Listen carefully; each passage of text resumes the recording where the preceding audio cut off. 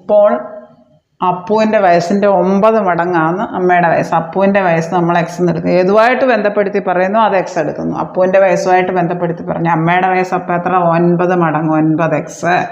3 വർഷം കഴിയുമ്പോൾ അപ്പുവിൻ്റെ വയസ്സ് എത്ര ആകും? എക്സ് എന്നുള്ളത് 3 കൂടെ കൂടും, x+3.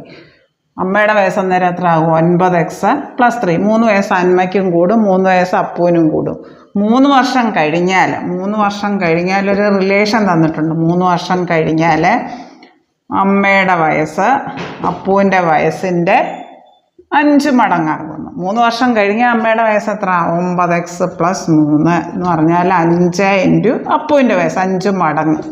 അതായത് നമ്മളിപ്പോൾ 9x+3 സമം 5 ഇൻറ്റു x+3 എന്ന് പറഞ്ഞാൽ 5 into X 5x plus 5 into 3 15.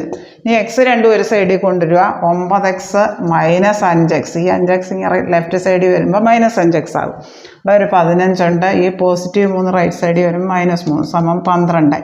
9x 5x പോകാൻ 4x 12. അപ്പോൾ എക്സിൻ്റെ വില 12/4 സമം 3 കിട്ടും. ഇപ്പോഴത്തെ അപ്പുവിൻ്റെ വയസ്സ് കിട്ടി 3.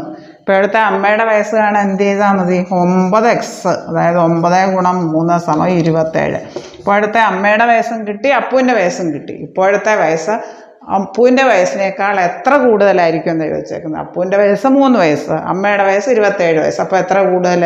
3ഉം 24. ഇത് തമ്മിലുള്ള വ്യത്യാസം നോക്കിയാൽ 27ൽ നിന്ന് 3 പോകെ 24. അപ്പോൾ അമ്മയ്ക്ക് എത്ര വയസ്സ് കൂടുതലുണ്ട്? 24 വയസ്സ് കൂടുതലുണ്ട്. 3ൻ്റെ കൂടി 24 കൂടെ കൂട്ടിയാലാണ് 27 കിട്ടും.